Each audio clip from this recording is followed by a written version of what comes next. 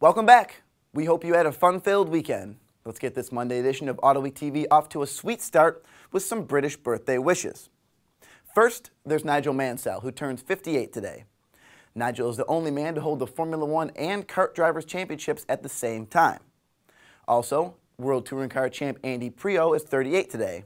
We'll hoist a pint to both of them. Okay, let's get going on a lap around the auto world.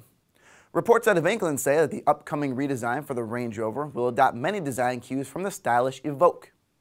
Photos of prototypes show that the new Range Rover has a roofline that slopes sharply towards the rear, as well as a more steeply raked windshield.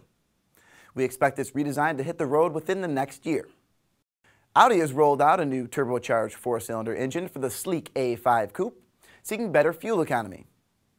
The 1.8-liter engine is rated at 170 horsepower, and that will push the A5 from 0 to 62 in 7.9 seconds. But it will also deliver about 41 miles per gallon in highway driving. For now, Audi says this new engine is not scheduled for the U.S. market. But plans have a way of changing, and we could also see this engine show up in the A3 and the A4. Toyota will build the electric version of the RAV4 at its assembly plant in Ontario, Canada, beginning in 2012.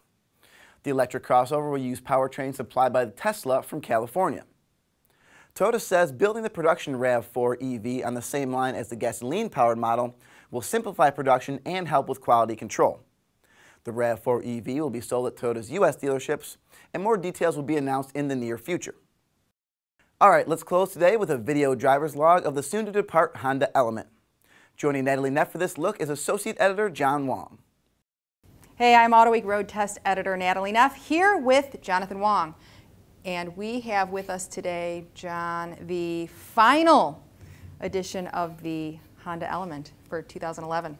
I know, after 9 years, Honda's box on wheels is going away, which is, I'm kind of sad about, actually. Are you really? Well, because the Element kind of represents a car in the Honda lineup that kind of showed that the people within Honda had a, could think outside the box. So to speak. So to speak, a little different. I mean, they've had a bunch of weird special editions of this. They had the SC with like rims and a body kit and a crazy interior. Then last year they had like that dog-friendly package with a dog ramp, a dog bowl, and which they called the dog-friendly Element. This is the way I kind of look at the Element. I think of it as a failed experiment, if you will, because when this thing came out, there was a kind of a whole movement toward, these kind of funky boxes. Right.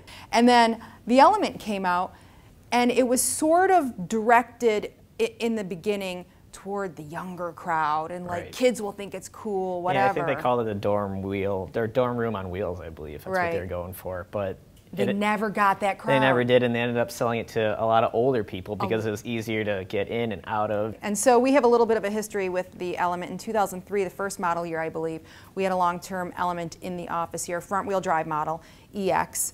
And we enjoyed the vehicle, and it did everything we needed it to do, but there were a couple of quirks that we quickly realized that did not work for us in it. One, it's got suicide doors. On paper, it sounds like it's a handy thing to have.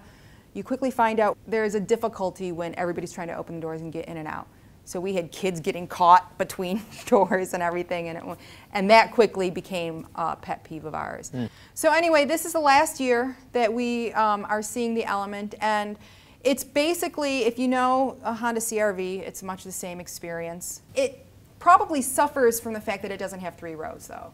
Everything kind of this size, a little bit bigger, people are looking for more flexibility. And it only seats 4 people. Right. So you can only have 2 people in the back. But I mean, for this car in particular, this is the all-wheel drive version. So 166 horsepower. It's, you have to really put your foot in it. It is a bit underpowered. And you're not going to have very much fun behind the wheel or of any of these things, but the flexibility and all that in the interior. I think there's over 64 seating configurations in there. You can take seats out, fold them up, or whatever. Anyway, the sticker is pretty attractive. This is a fairly well-equipped EX model as well with the 4-wheel drive, like you say. Yep, 24,995, I think. Right, so just under 25. It's the range top one. Before you could get a 5-speed manual in these things, but which we had. Yeah, but unfortunately now. With the last model year, they only have an automatic. 5-speed automatic. Yeah, LX, EX in 2-wheel or 4-wheel drive. I don't know. I think Honda tried. I gave them an A for effort on it, but it just really didn't go anywhere. So Well, they sold, what, 325,000 over 9 years, so I guess it's really not much to talk about. So there you have it. That's our take on the 2011 Honda Element EX for Auto Week. I'm Natalie Neff with Jonathan Wong. Enjoy the drive.